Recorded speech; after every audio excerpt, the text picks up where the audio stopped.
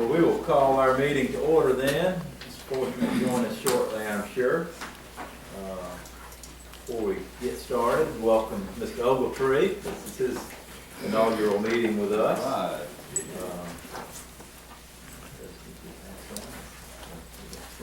Right. So welcome. I'm glad to have you here, Jim. Proud to be here.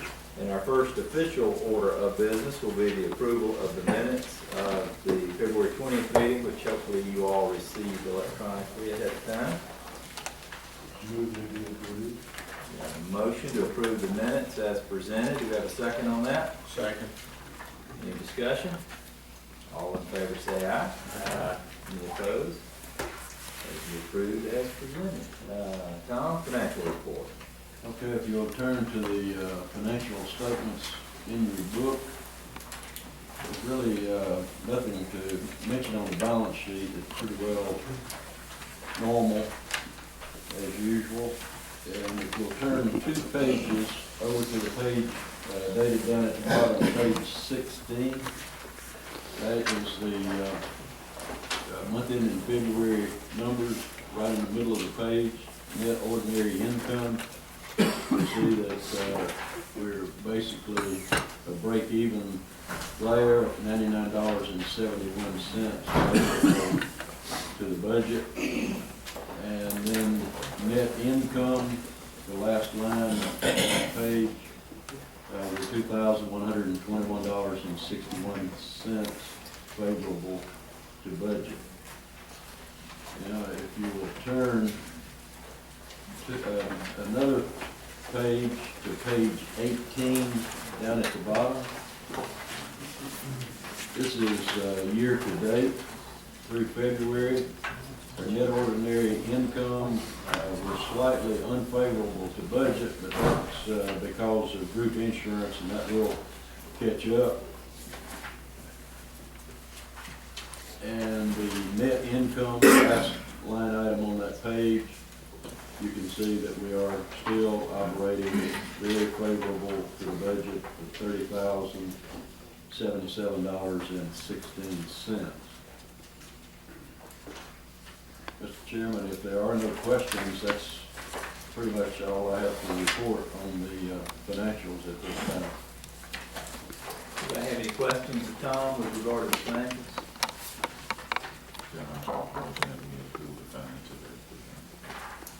Motion, do we have a second on that? I second. Motion second. All in favor say aye. Aye. Any opposed? Jim, one thing you'll notice when we review our financials, when we talk about being favorable variance, it's still a loss. Yeah. Because we're only partially funded, so. We're not as bad as we thought we might. So always be close to the deficit there. I understand. Moving into our committee reports, I don't see Alton here, but did we have any activity in the investment committee? We have one investment coming due next month. Next, long-range planning, David. I know you've had a meeting in the last month. Yes, sir. And thank you. Good morning, everybody. Long-range planning committee met, and that was one item on the agenda that we addressed, dealing with a couple of items. Let me get one of them out of the way, was the Imperial Field Park outside here. Some landscaping and things we're looking at doing, working with the City of Griffin Main Street program, and hopefully partner with them and doing a beautification project there. The long range planning handed out to David. He'll work with Ms. Woodard with the city's Main Street program, and we'll come up with some final recommendations and design and cost, and that'll be brought back to the board at the appropriate time. We think that we have an opportunity to do a nice project out there that will be within everybody's budget. So that'll be an ongoing project, hopefully something we can finalize before the weather gets too warm. And the next item was a proposal that was brought before the board, letter of intent for the long range planning committee. We typically handle matters like this, but because this one is a little bit unusual for us. We decided to share it with the board. The intent of the letter was to tie all of the industrial sites within the lakes at Green Valley to be used as a speculative project of an international city/manufacturing model. The offer was for $13,000 an acre, and that would be $100,000 earnest money, which would be refundable if the purchaser changes his mind. That would be a 360-day inspection period. The property would close 6 months after the inspection period. At closing, only 3 sites would be purchased. 5 years from closing, the remaining sites would be purchased. The committee felt the project was not appropriate for the lakes. The time period just mentioned equates to no jobs being created for at least 2 to 3 years, and for the first 3 sites, and then up to 5 more years after that.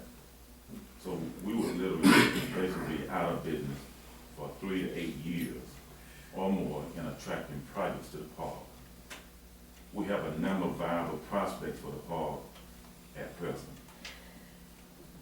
We have offered an alternative to the letter to assist the gentleman in identifying some suitable acres for his project and offering to sell 1 or 2 sites within the lakes to get his project started. So that's where we are on that particular item, Mr. Chairman of the board. So that pretty much concludes the report from the law.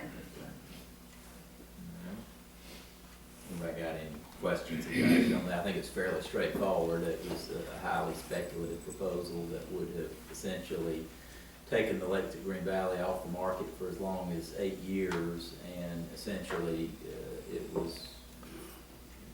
was all speculation. It wasn't like there were jobs standing there in line. Yes, sir. Doug, did you say that the earnest money would be refundable to the purchaser if he changed his mind? Yes. That's no earnest money at all. No. Okay. There wasn't a lot of intent No, in the letter either. I'll make the same deal. Anyway, if anybody's got any other, I mean, it was a 3-4 page letter, even though there wasn't a lot of substance to it. If anybody's got any questions further about that, I'm sure David probably still has the original, so y'all feel free to ask him about it. But appreciate David getting that into his agenda for long range planning, and getting the resolution to it rather quickly. Let's see, any action out of the Industrial Parks Committee, Walter Cliff? Well, we're going to have a meeting after this and choose the vendors for the coming year out of the ones that are here and into. Okay, good. That's for the primarily the lawn maintenance within the parks. Chipper, anything to report Transportation Committee wise? David, Executive Director. All right. Several items to go over today. One, just backing up, I'd like to remind, I think Ryan has heard this is also for Fred and for Jim.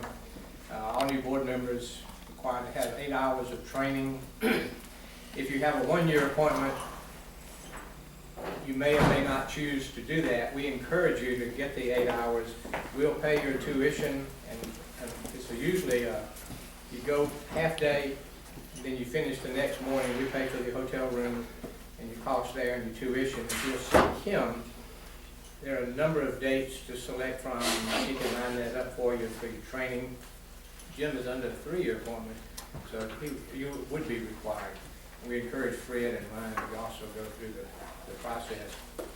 And also, I'd like to invite all new board members to come by and visit with me at your convenience. I can bring you up to date on the authority, things we've done in the past, things we've got going now to kind of help get you up to speed a little bit.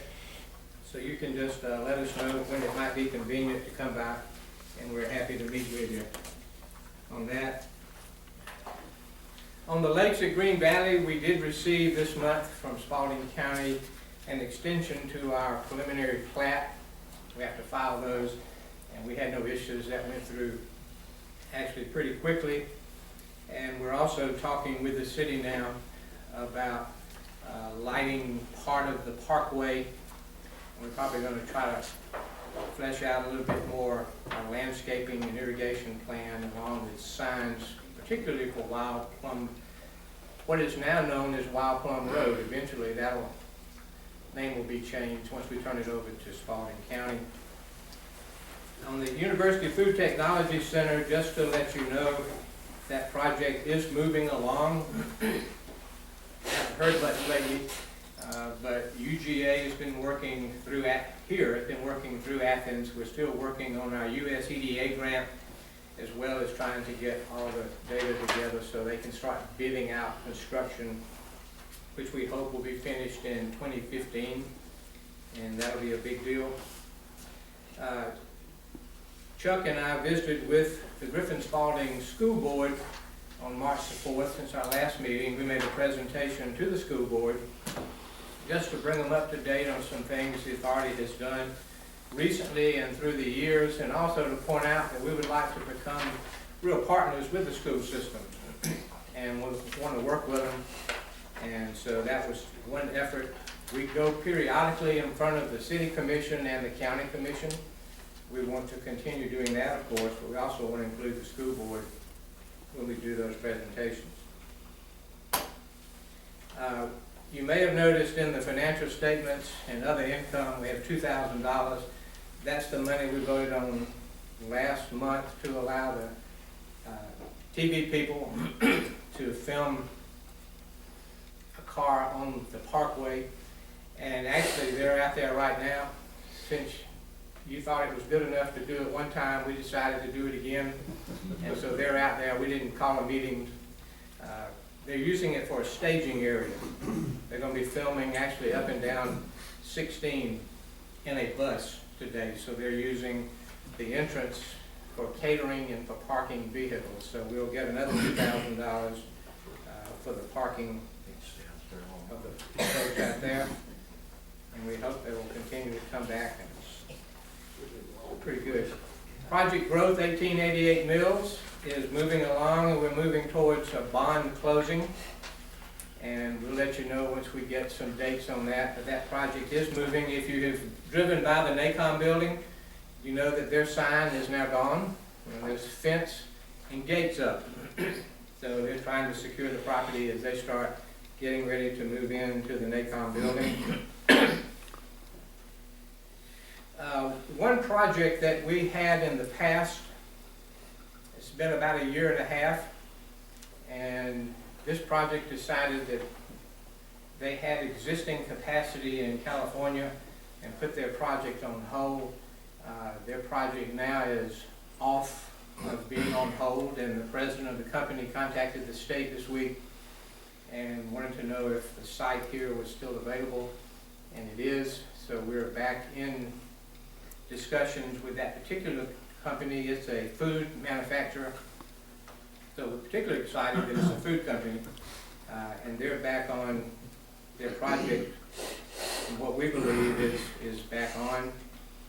They're looking at it because of the experiment station, the pit. On this particular one, we actually have held 2 meetings, which we normally hold in here, out there, and they have been particularly impressed with that. On our side, the folks out here have been very interested in trying to get into this particular product for a while, so it really is a great match for the company, even though this particular company has been making this product since the 1400s. Yeah, this particular company. beer? Well, it's got, not quite. Not quite, close. What was cool about taking them out to UGA though is the scientists out there did a great job of anticipating some things culturally and product related that, I mean, they were just speaking their language, and this company was just, no pun intended, eating it up. I mean, the fact that they had really tailored their presentation to them, and David and I, of course, were sitting there completely lost as they started talking about something.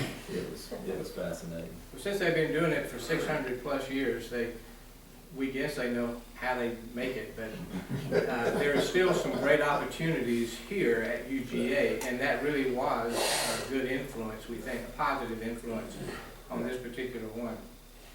What was the estimated number of employees of that investment? This one was relatively small. I want to say it was a good solid project, maybe about 20 million. And what we're seeing now, that's a great question. A lot of the projects we're seeing, the capital investment is real good, 20 million plus. The jobs aren't as numerous as they used to be. That's because of automation and technology. So you're talking now, if you see a project with 20 jobs, that's really a good project because of all the automation. If you take Sumica's investment out here in the park is between 30 and 50 million, and they created 50 jobs.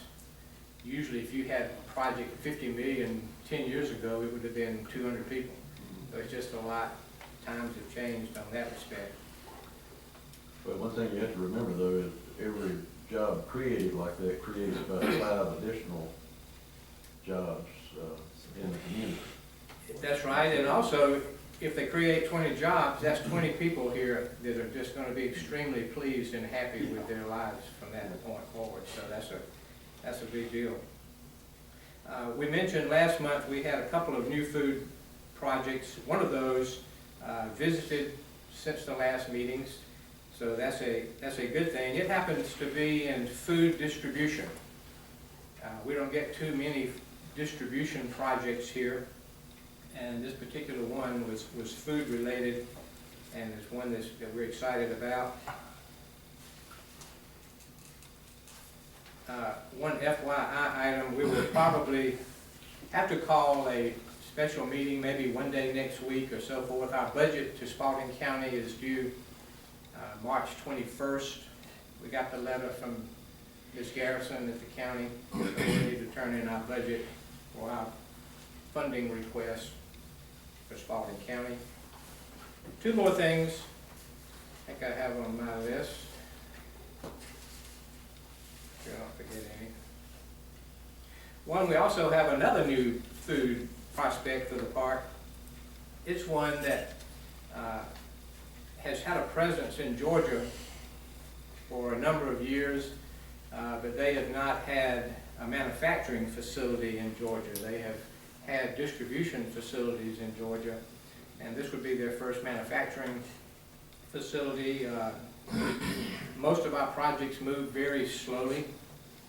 Like the one we just talked about, the last conversation we had with them was 1.5 years ago, and so then we had probably a year discussion with them before it stopped, so that's 2.5 years. These things usually stretch out a long time. This one is picking up speed, and we think that it's something is going to probably happen with it one way or the other within probably the next month, but it looks extremely good right now.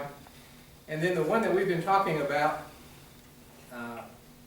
for the lakes, which might be the first one in the lakes, is something we need to take some action on today. We need to approve a memorandum of understanding. We're calling this one, however, at their request, a project agreement instead of an MOU. It's the same thing. Basically commits both sides to what we're doing.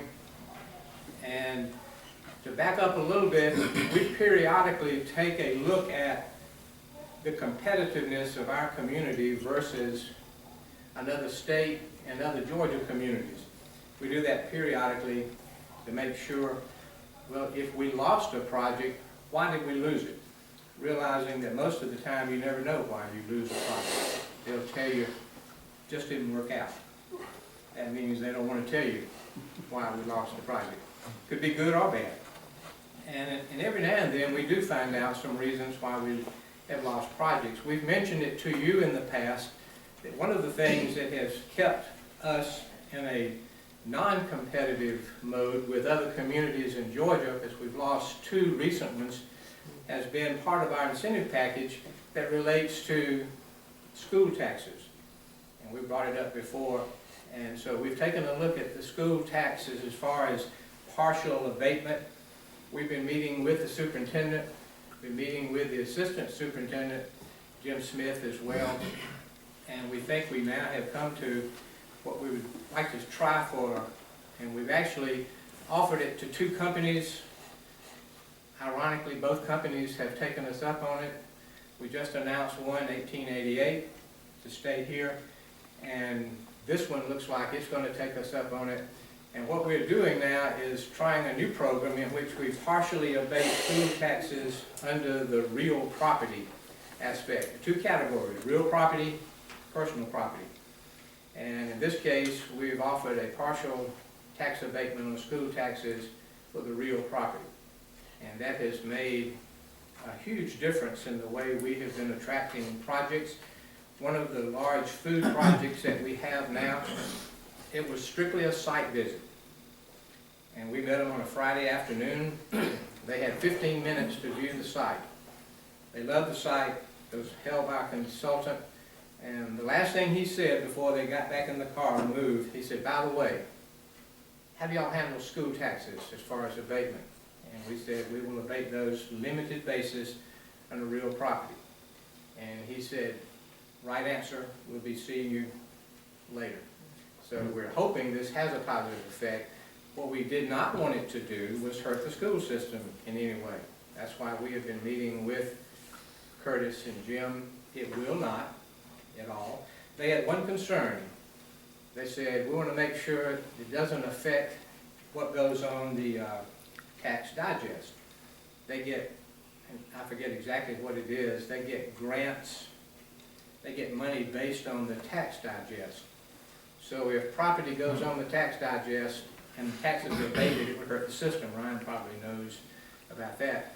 In our case, we own all the property, and we lease it back to the company. We are non-taxable. The company makes payments in lieu of taxes. Nothing goes on the tax digest at all during the period of the bond issue, 0. But the company makes tax payments in lieu of taxes. So it ends up working out to be about 50-50. So actually the school system actually benefits by getting money they did not have before and doesn't hurt them. That was our goal. And so that's why we started this. In that respect, we'd like to vote on an MOU subject to Mr. Fortune taking a look at the final document. This is a standard package we normally offer. We've already talked about issuing bonds for this company, either our tax exempt or taxable bonds. And those, the 2 largest incentives we have are the bonds and limited property tax abatements. Property tax abatements are generally for 10 years, unless it's a mega project, and those are at 10% a year. And there are other small things, like every now and then we offer a small equipment relocation allowance, and we assist them in getting into a foreign trade zone if they need that. If they don't. And then we also offer sometimes to apply for an EIP grant, but generally the company pays for those expenses, so it doesn't cost us anything anyway. And so we just need to vote on this. We're actually in negotiations with the MOU currently. And so we're hoping to maybe get this wound up, and if everything works out, we hope some good news will be coming later. We also just learned last night that the company, it's an international company, and they have other divisions already in the United States, California and a couple of other locations, that do various things, different products, and they have a headquarters in New York. We just learned last night that they're now considering moving their headquarters from New York to Griffin, Georgia. So that would be a big deal as far as us in this particular company. So they would have here, we hope, a headquarters and a manufacturing facility. So with that said, we just need to vote on a memorandum of understanding the project. And I'll point out, David, y'all may have picked up on the fact that, you know, obviously we always refer to these by project names until which time we've been given clearance by the company to actually name them. In this case, some of you may already, if you recall, you can figure out the project name. We are refraining from even mentioning project name this morning because there is a tremendous amount of anxiety right now on the part of this prospect that this project is leaking already into the community. David has been called by the project manager and said, guys, this is starting to, the company has concerns that this is starting to leak. We've assured them there's no leakage on our end. If there is any, it must be coming from perhaps vendors or others that they've engaged. However, we want to be as sensitive as we can. So what we need is a motion to approve the project agreement for unnamed prospect for the Lakeshore Green Valley. Then that is subject to final review by Mr. Fortune and final negotiation. So do we have such a motion? So moved. Do we have a second on that? Second. Any other discussion? All in favor say aye. Aye. Any opposed? To identify this, can we refer to it as Project X? Project There X. you go. Is the X okay with everybody? We gotta call it something. Okay. Unknown. Yeah. Or we can call it unnamed prospect site, what is it? I can't read it over there. Site C. Got it. Went from X to C. That's Uh, right. Well, let's don't say that. All right, is that it, David? All right, under old business, as you all recall. One other small matter. We need to also approve some updated bond documents. HK Logistics, one of the new logistics in the firm, has been sort of controlled by a company called D-Matics.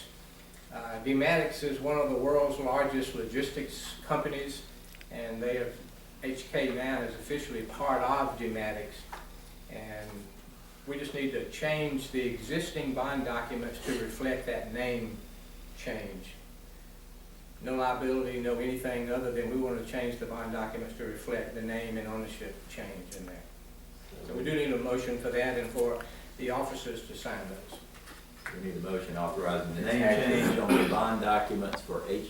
It's actually a modification agreement between the various parties that everything is basically, the names have changed to protect the innocent, but everything is right where it was before. That's what this actually does. So do we have a motion to authorize the name changes in the documents for HK Logistics? So moved. Do we have a second? A second. Any discussion? All in favor say aye. Aye. All right, is that it? All right. Now, moving into old business, if you guys remember last month, we formed a nominating committee for purposes of identifying officers for the fiscal year, as well as an offshoot of that, and then kind of resetting some committees that some are related to that, some are not directly related. I believe I know that Doug was the chair of our nominating committee, and I believe your nominating committee members were Walter Cliff Houston and Johnny Goodrum, correct? Yes. And we'll now turn it over to you for a report from that committee. All right, thank you, Mr. Chairman. The nominating committee met on March 6th here at the Development Authority's office. And we have a slate of officers to present to the board for their approval. For the offices of the Griffin-Spalding Development Authority, the Griffin-Spalding Industrial Building Corporation officers, and the Joint Development Authority. Those were the offices that our committee met and discussed. And we came back with a recommendation for the board to nominate this slate of officers. Our slate consists of Mr. Chuck Copeland, who remains as chairman down tonight, as vice chair, Mr. Tom Gardner, secretary treasurer. That was the slate of officers that was our board presented. Mr. Chairman, to be in order, do we give all this information out and then at appropriate time open the floor up for any nominations that possibly come from the floor? We have your recommended slate, and now we open up the floor to see if there are any other nominations to this slate of officers. If there are no nominations, Nominations be closed. we have a motion that nominations be closed, and a second. All in favor of that motion, say aye. Aye. And then I guess, that slate of officers is somewhat approved by, acclamation. However, why don't we just take a vote for giggles and grins? All in favor? Oh, okay. Oh, well, we did a motion, go ahead. Make a motion that we approve the slate of officers as identified by the nominating committee. Have a motion, a second. All in favor, say aye. Aye. Any opposed? Okay, That- Mr. Chairman. That, the slate of officers, I believe, is unified between all three of those Yes, entities, correct? what we have is, the officers that were just voted on, they also hold the position on the Griffin Spalding Industrial Building Corporation officers, which is, incorporate, David always tells us this, that every year when we do this, but it's, it was incorporated for whatever purposes. We decided to maintain and keep this, building industrial building corporation in effect. And we constantly, we register annually with the Secretary of State office, so, in the event for some unusual reason we need it, it's there. But, Basically been inactive 40 years. We file one report every year, and the state makes you file a report, and we've often asked the question, why don't we just get rid of it? It's just been recommended, well, just leave it alone and just, who knows, let it sit, maybe we need it one day. And that's really what it is. So the current officers generally fill those slots in there. Plus there's an additional slot that has to be an official that actually files that one report every year. that is the agent, and our agent of record is, David. So the recommendation from the nominating committee was to make the chair, vice chair, and secretary treasurer continue on in those capacities, and David, look as his agent for the Griffin Spalding Industrial Building Corporation office. That was the recommendation of the nominating committee. Can we get a motion and vote on that just to make it official? So moved. Second. Any other discussion? All in favor, say aye. Aye. Any opposed? Okay, and that brings us to the final item, which would be the Joint Development Authority. And that's the authority that we have that, we are part of with the, Henry County, Butts County, Lamar County, and Spalding County. And this joint authority will give us more strength and possible more regional, opportunities on projects, whereas, I think our, tax, per job, I think it adds more. $500. $500 additional tax incentive per job, in that joint authority. And there are projects that, at one time, we as a joint authority looked at with the other three counties before, and that can come up again. Sometimes these projects overlap, even boundary-wise, you know, in the two or more counties, and are they all four counties can partner up and do a project in a particular county and sharing in some of the revenues and other things that may be generated. So in that joint authority, we also have those same three individuals, the chair, the vice chair, and the secretary of treasury serve as voting members on that authority with the other three counties. And the actual executive directors of the industrial, or in this case, the development authority, act as a non-voting member on the authority, and that too would be David Luckett. So the nominating committee recommend that slate of officers identified, that I just identified, for the joint authority, be the slate that we recommend to the board to approve. So we have a motion for the recommended slate of representatives to the joint Butts, Henry, Lamar, Spalding County Development Authority, the chairman, the vice chair, and the secretary treasurer, plus David Luckett, executive director. Do we have a motion on that? Go ahead, Chip. Motion approved. We got a second. We got a motion and a second. All in favor, say aye. Any opposed? All right. Mr. Chairman, that concludes my report from the nominating committee.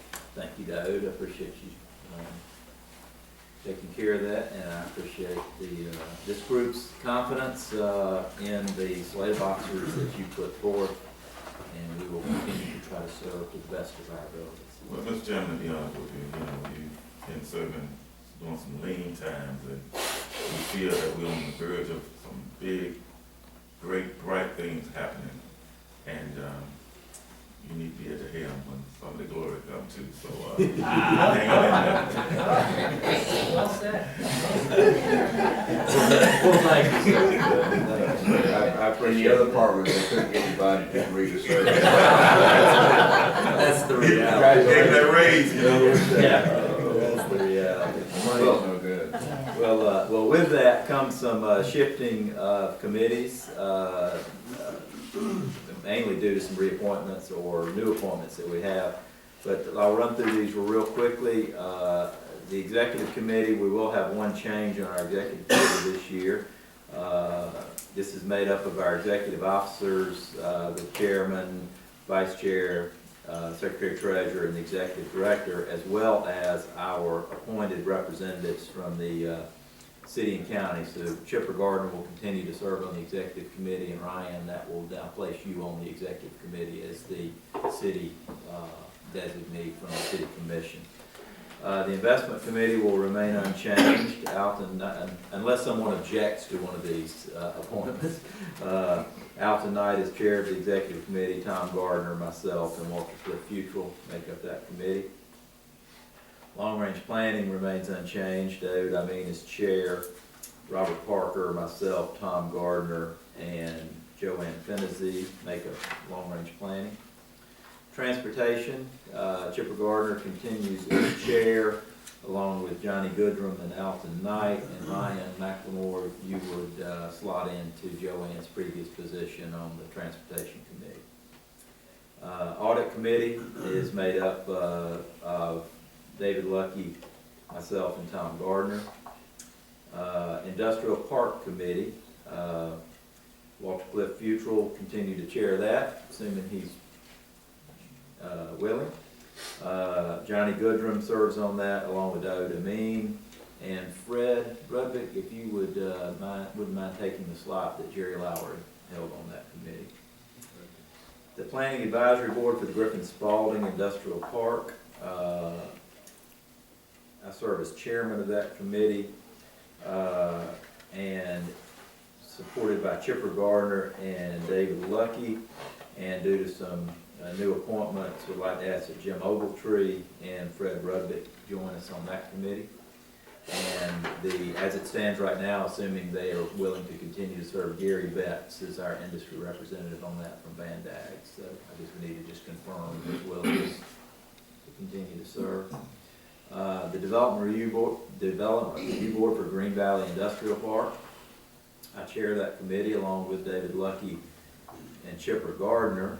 And on this one, I would like to ask Jim Ogletree to take a spot on that committee, as well as Fred Rudvick, essentially replacing the people that were in those positions previously.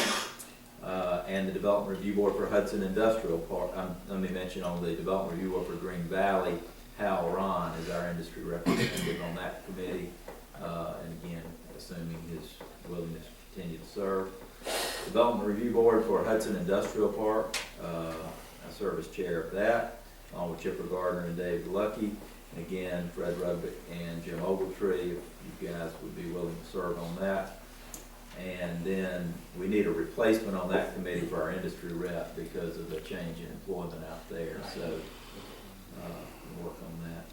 And for Fred and Jim's benefit, essentially what this committee does with each of those parks is occasionally things will come up relative to covenant compliance or addressing we had a parking complaint one time within one of our parks that we had to work out a resolution for. So things like that come up from time to time that we just need some consensus decisions on, and we like to include our residents within the park, as we try to make some of those decisions to make sure that they are business friendly as we do that.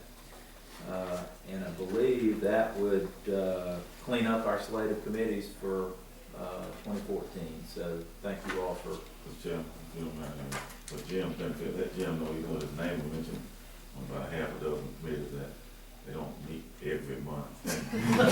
I was watching his body language, he was just going, whoa. They You generally know, meet sometimes, most of those committees only meet on an as-needed basis. I don't believe there's been a meeting, a required meeting. check it out, of Jim. the Hudson Road or the, I know we had Green Valley had an issue a couple of years ago. Griffin Spalding, that was the other one. So I don't think you have to worry, it's not gonna pack. It may change up like in one meeting in about 3 years. We need to have one.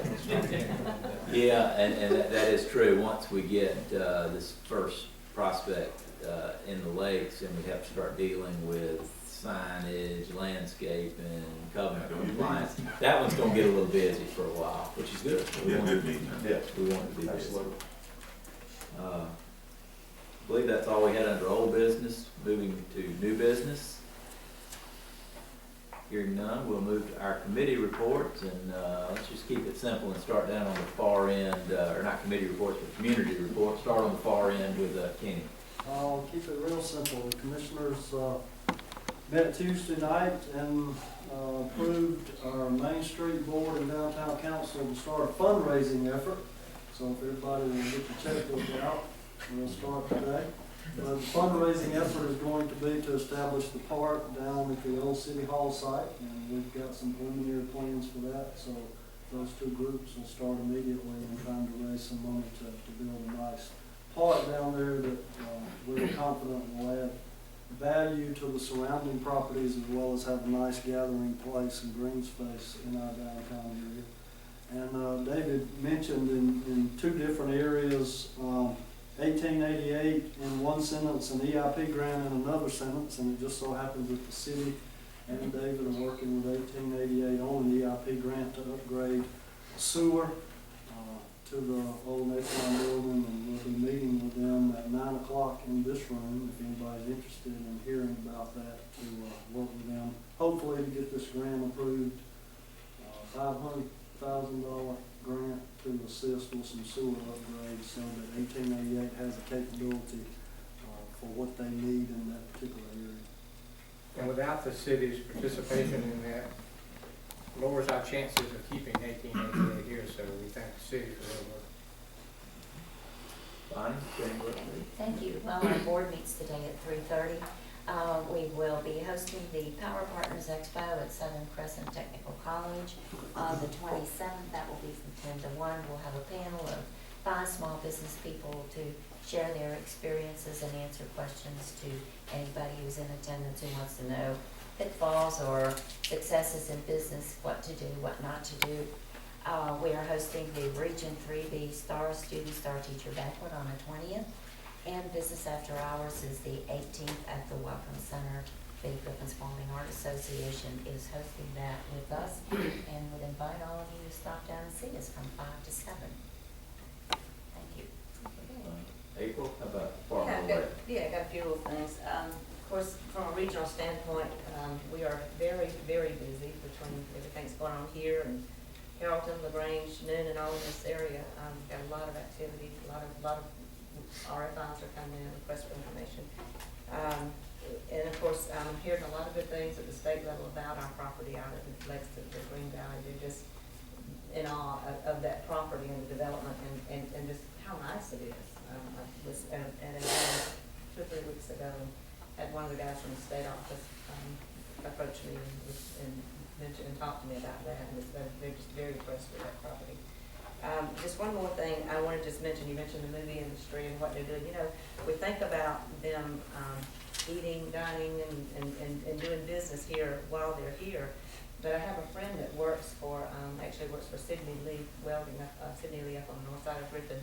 And she was telling me, I didn't realize they actually rent a lot of the gases, and they do some welding for a lot of the props and things. So you don't think about that. I didn't, you know, it never occurred to me, but it's amazing what they do and what they bring to this county when they're here doing business and doing the filming. On another note, our unemployment labor force data is still not available. As soon as it's available, I'll be sure to get that to them so we can get that to you. Thank you. Thank you. Williams? Yes, sir. County Commissioners meet Monday night at 6 o'clock. The Griffin Spalding Area Transportation Committee meets next Wednesday at 1:30 in the courthouse annex. Ken, would you want to add anything to Kenny's report, or? Just one thing, for the past few months, every month I give our board of commissioners economic development sort of report for the city. So I want to start sort of passing those numbers on to you guys so you have a sort of a gauge of what's going on in the city of Griffin. So for the month of February, we had about almost $200,000 worth of private investment, and these numbers come through our planning and development office. We added about 17 new jobs, 9 businesses, 6 of those were in downtown. And we try to keep up with single family development, getting this data through MLS because it's how it affects the commercial development. So for the month of February, we had 28 units sold. This is single family detached with a dollar volume about $2.4 million. That average sale came out to about $86,000. So since I've been here, that's probably been the norm of single family development. Even though you don't see it, there are units being moved in Griffin. So see that as a positive situation for the community. And as April noted, as far as the movies, I know Rectify has been here for weeks, and anytime a company is coming in to get a permit through the city, I'm asking them to keep a little ledger on the side of what you're spending with your vendors. So gas, welding, food, and submit that to me after filming so that we have these numbers so we can say, hey, this 2014, we issued these many permits. They were here for this long, and this is the impact they had economically in the community. Anything else to come before us? I'll entertain a motion that we adjourn. So moved. Second? All in favor, say aye.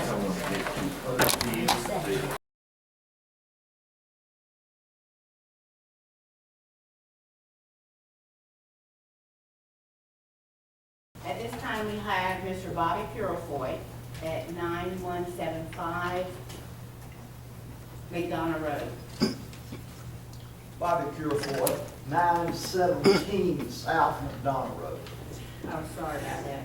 And I'd just like to address the board again on the airport issue. And I've stated this before, and I'll state it again. This airport situation gives a whole new meaning to the word political football. It's been kicked around for the last 40 or 50 years. The city of Griffin is known that the city of Griffin has been trying to get rid of that airport for at least that long.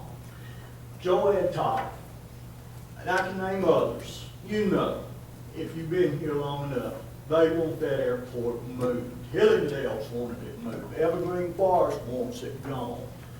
For the obvious reasons: noise, pollution, air pollution, all these negatives that go with an airport. They want it gone. And certainly the folks out in eastern Spalding County don't want it out there either. Ask yourself this: what percentage, ask yourself, what percentage of the population of Spalding County uses that airport? Have you ever thought about it? What percentage? It's low. It's not. It's way low. Nobody uses that thing that I know of, anyway. And here we are. You're fostering this thing, this airport, on eastern Spalding County because the city commissioners want it there. They want it gone. And we, the people out in unincorporated Spalding County, have no voice. We have no voice on those people that are elected in the city. But they're the ones that are pushing this agenda. So at least give these folks out here. I remember, and Chipper, you know, 1978, the Spalding County Fire Department just wasn't created out of air. The commissioners back then, at least, they gave the citizens of Spalding County the right to vote on that proposition. And it was voted in to set up districts so that we would be taxed for that fire department. And the people had a voice in that decision. These folks have invested their lives, their income into their property, into their homes. At least they deserve a voice, a vote as to what's going to happen to their homes and their property. So at least give them the right to vote on this proposition. Whoops, there goes my time. Y'all have done an effective way to shut down opposing views with this 3-minute rule because of the North McDonough issue when you sold those folks out. But at least give these folks the right to vote. Seems like I remember somewhere, government of the people, by the people, and for the people. Seems like I read that somewhere. Thank you.